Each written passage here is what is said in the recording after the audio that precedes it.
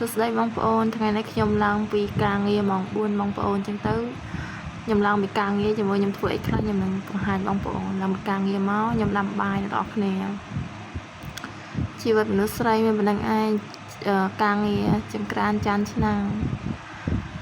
ខ្ញុំដាក់ដាំបាយចោលសិនរួចហើយខ្ញុំមកលាងចានអ្នកនរគ្នាលាងចានមានអីទេការងារមនុស្សស្រីយើងសាមញ្ញធម្មតាបងប្អូន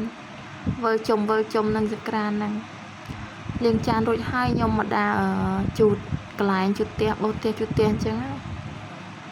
ដល់ពេលខ្ញុំជូតហើយខ្ញុំចាប់ផ្ដើមទៅធ្វើម្ហូបម្ដងទាំងអស់គ្នាធ្វើម្ហូបថ្ងៃហ្នឹងបាន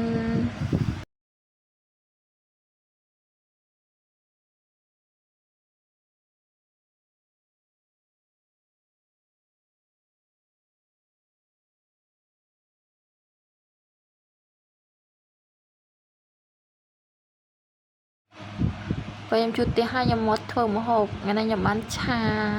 ស្ពៃក្តោបជាមួយនឹងសាច់ជ្រូកអ្នកទាំងអស់គ្នាម្ហូបងាយសាមញ្ញចាមកបងប្អូន